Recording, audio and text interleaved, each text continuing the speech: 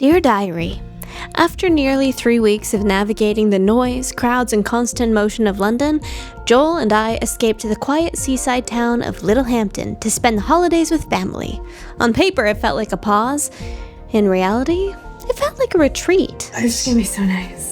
Up to this point, our mission... We're at the airport! Let's go! ...wasn't necessarily unfolding the way we'd imagined. We set out believing that art would be our bridge to local culture, that conversations would flow naturally once we arrived. The whole point of the trip for me is to not be stuck in my room and in my bed, like scrolling social media, doom scrolling. The whole point is that I go out there and I meet people and I...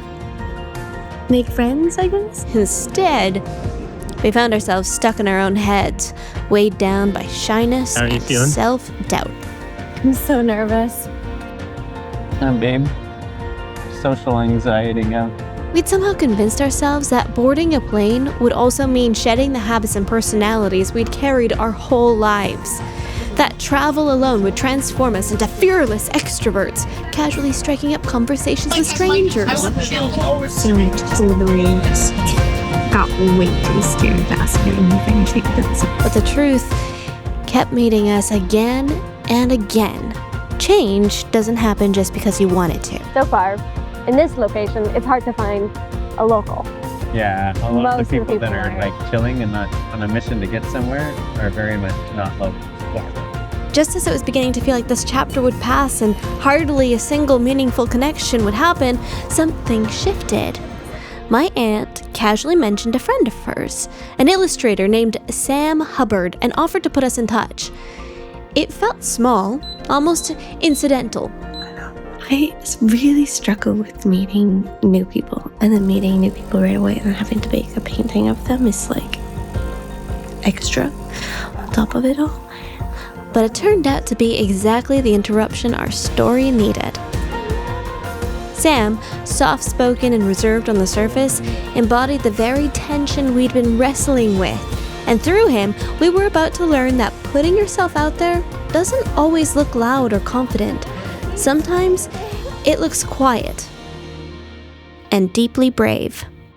So, there's no need to feel like you have to pose. I'll just... Okay, cool. Now, I started working on small illustrations really because I started in lockdown when we had our youngest was a baby. Yeah.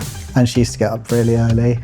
And I used to pop her in the high chair and I had like an hour or something to produce an illustration. So I just did little ones that I could fit into like an hour, doing them small really because they're so detailed. Yeah.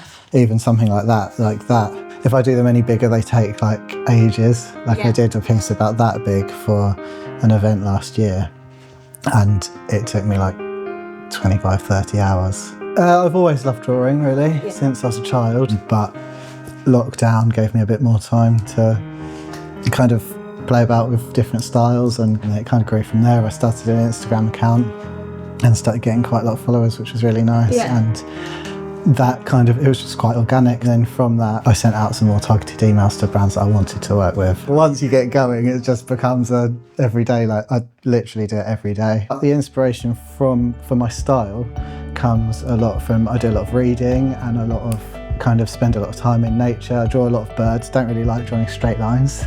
So something like this is a bit more of a challenge for me. I don't really like getting the ruler out. What do you think is the purpose of art in our world today?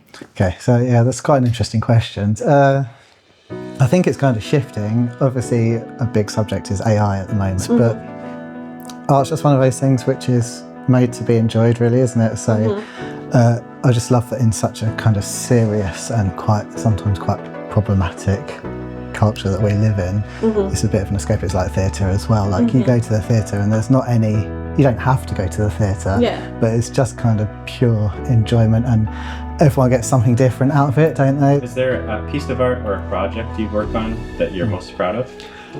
Well, because I'm kind of attached to this because it was my first proper project and it was really nice because I actually approached the guy who wrote it and we kind of almost wrote it together. I don't know what I'm doing with writing, but I would make suggestions to him and say I don't think this bit sits right, this bit's great, can we have more of this? And he would do the same with my illustrations. Yeah.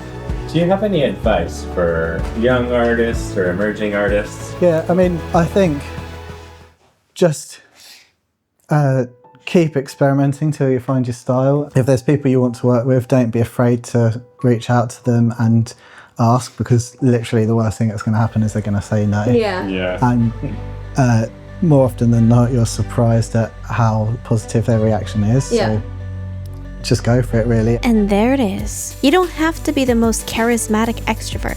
As long as you keep reaching out, growth will happen no matter what. We might not get it right the first time around. I just want to say thank you so much for doing this and for letting me paint you today. Thank you. It's so good. We just that in like a few minutes. Yeah.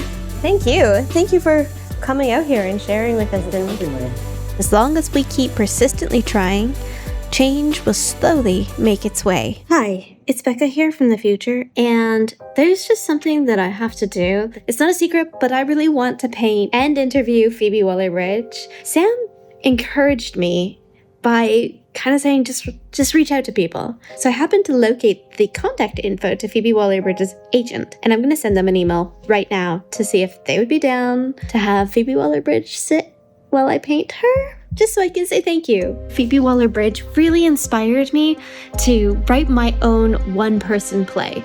And if it wasn't for her script, Fleabag, I don't think I would have written my script, Oh Mother. So it would be an opportunity of a lifetime to get to sit down, paint her, and give her a painting just to say thank you so much for inspiring me as an artist.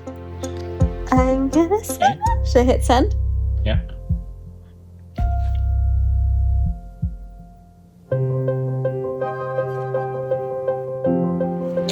It's sent. Oh my gosh. I don't know if anything will happen or come of it, but thank you for inspiring me, Sam.